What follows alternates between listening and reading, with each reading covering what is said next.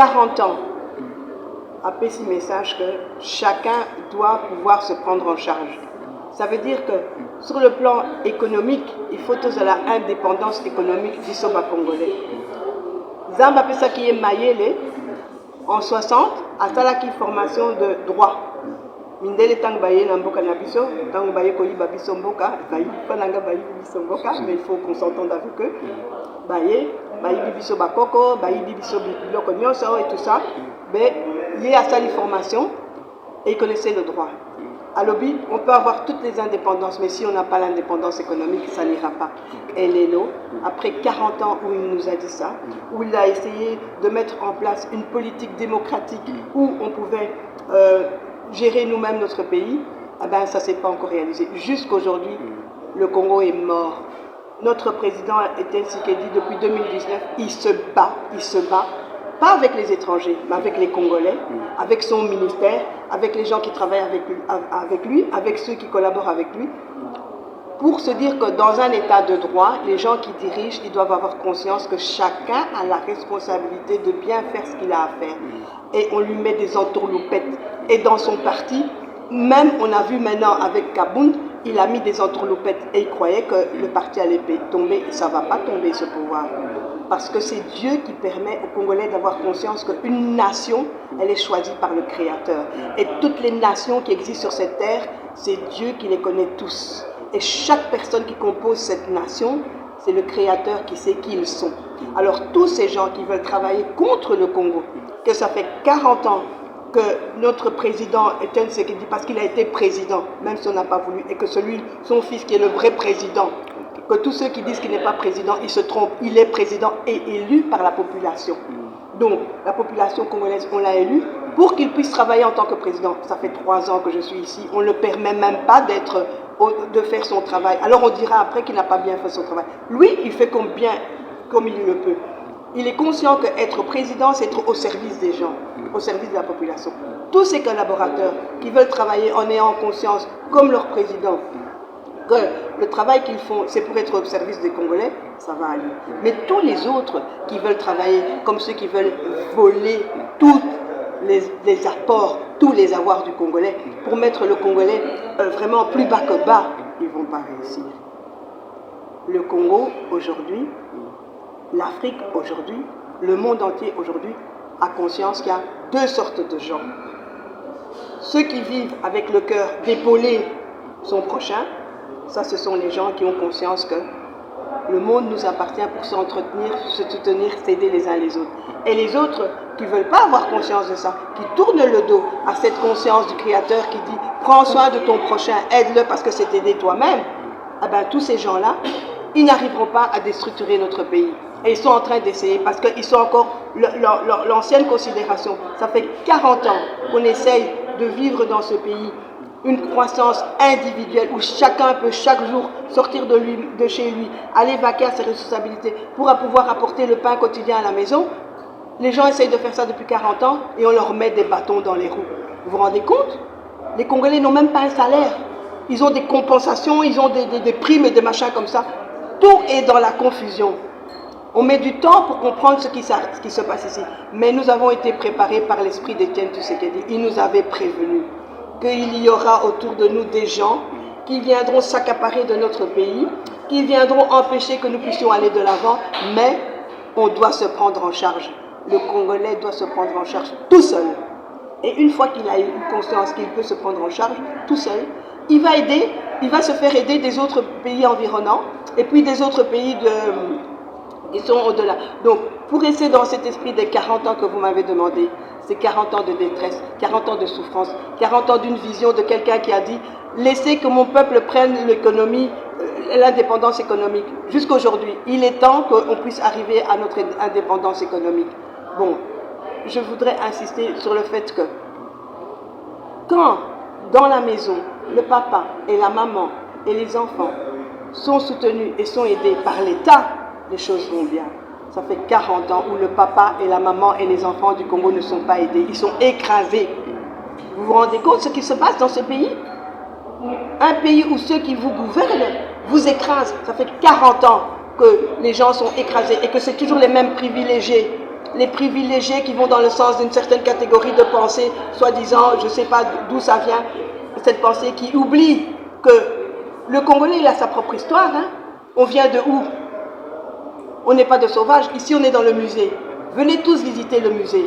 Dans ce musée, vous verrez que ça fait 20 000 ans que notre histoire était inscrite. Et ces mensonges qu'on nous a enseignés, qu'on est des sauvages, qu'on est des barbares, que nos ancêtres sont des incompétents, c'est tout à fait faux. Mais quand vous vivez, que vous avez dans le cœur, quand tu as ton propre enfant qui dit « Oui, mais maman, toi, tu ne sais pas gérer tout. Yo yebi ko salam nabilo ko nabisote, yo yebi ko salam malamute », c'est faux. Les jeunes, je vous lance tous un message. Venez visiter le musée ici. Dans ce musée ici, c'est le musée national du Congo, hein, triomphal. Ça nous montre que nous avions une intelligence et cette intelligence-là, on doit la remettre en évidence. Il y a des points d'archéologie ici au Congo. Allez dans les sites archéologiques. Vous allez voir, il y a des peintures que nos ancêtres ont mis des fresques. Il faut visiter ça et vous allez vous donner courage et vous dire que avant d'aller demander quoi que ce soit aux autres, regarde d'abord le bien que tu as chez toi. Arrêtez de convoiter. Le 10e commandement, quand Dieu dit « Ne convoite pas les biens de ton prochain ». Tant que vous aurez le désir d'être plus blanc que blanc, eh bien, vous serez toujours plus noir que noir.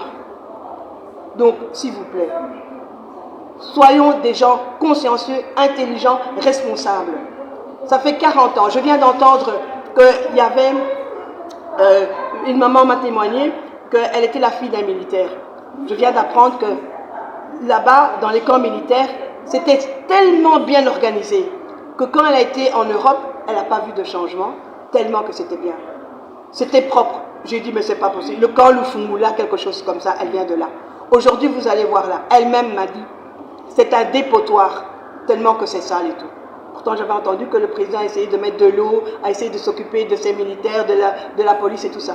Mais si les personnes qui sont responsables ne font pas bien leur boulot, vous voulez que le président descende, prenne un balai et commence à balayer comme les gens qui balayent le sable là, parce que Gobini n'est pas capable de donner un appareil pour que ces gens-là puissent travailler avec... Il y a des appareils pour balayer le sable. Hein. C'est quoi que vous donnez un petit balai comme ça aux gens qui travaillent dans des conditions impossibles? C'est pire que je dénonce ça, je dénonce. Quand je vois tous ces mamans en plein soleil, tout noirci, tellement avec un balai pour balayer le sable, c'est sérieux? Alors on enlève le sable du caniveau, et quand il pleut, ça retourne dans le caniveau. Travail inutile. Arrêtez de faire des choses comme ça. Et je me demande combien ces gens sont payés. Est-ce qu'ils sont payés au moins 10 € l'heure? Pourquoi que quand on est Congolais, on ne reçoit pas le salaire comme tout le monde dans le monde entier? Tout est mondial, l'économie est mondiale. Mais quand il s'agit des avantages pour les Congolais, ça ne va pas. Alors, 40 ans, vous me parlez de 40 ans. 40 ans de misère, 40 ans de souffrance, 40 ans de dégradation. Et aujourd'hui, nous allons rentrer dans notre terre promise avec notre Yafachi. Il y a un monsieur là, hein, qui a critiqué Yafachi hein, dans la toile, hein, un certain doyen Honoré, ou je ne sais pas comment il s'appelle, qui a dit que Fachi, notre président est un, comment il a dit ça? Un bâtard. Monsieur, vous allez retirer vos paroles. Hein. Vous allez retirer vos paroles. Vous êtes une presse en ligne. Hein. Je vous prie, papa, vous allez lancer contre ce monsieur. Vraiment, on va le retrouver pour qu'il retire ses paroles. C'est un manque de respect à notre président. Notre président n'est pas un bâtard. Hein. Notre président, le président maintenant, il a été président de toute l'Afrique là. Hein. Et maintenant, il est de, je ne sais pas, comment ça s'appelle, il est représentant de, comment ça s'appelle le nom? SADC. Vous croyez quoi? Que vous qui avez l'amour de l'Afrique? Hein? Nous, on n'a pas l'amour de l'Afrique pour aller couper la tête de tout le monde. Hein? Nous, on a l'amour de l'Afrique pour relever toute personne qui est humaine, lui redonner la dignité. Et la dignité de l'homme, c'est quoi? C'est de permettre tous les jours que la personne, quand il travaille, on lui donne comment dirais-je, déjà la possibilité de travailler dans des conditions respectueuses. Et alors, on lui donne les moyens, quand il a travaillé, d'avoir son salaire cohérent et conséquent. Quand on a une valeur de monnaie, quand la monnaie, qui vous a dit que 1 c'est 2000? Qui a dit que 1 c'est 2000? 1 c'est 1. Donc si on a $1, on a 1 franc congolais. Ça suffit maintenant de toujours dire que 1 c'est 2000 francs congolais, parce que tout ce qui est argent congolais doit être plus bas. Pourquoi? Pendant qu'on dit que 1, c'est l'argent c'est par rapport à l'or qu'on a. Or, notre pays, l'or qui est dans le sol de notre pays, c'est ça qui doit donner la valeur de notre monnaie. Donc nous, on n'a pas besoin d'aller chercher dans un pays étranger l'or, aller voler dans le pays l'or, le mettre dans des banques sécurisées, etc., etc. Non, nous, on n'a pas besoin de ça. Donc, Sachez que ça fait 40 ans qu'on espère qu'on va donner la valeur des choses de manière juste. Tout ce qui est injuste, tout ce qui est triché, tout ce qui est malhonnête, Burton, à la porte.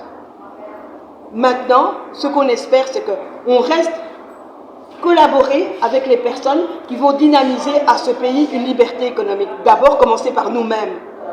C'est nous-mêmes qui devons mettre ça en croissance. Alors ça fait 40 ans qu'on attend de mettre ça en croissance. Et je pense que c'est le moment qui est arrivé. Quand j'ai vu la souffrance des gens qui sont dans le parti, qui a donné le président au pouvoir, mais c'est la honte, hein. Au parti, les gens, Bazana Nzala, Bazana Salerte, c'est là-bas, c'est sale. Au lieu d'avoir un bel empire, un bel endroit.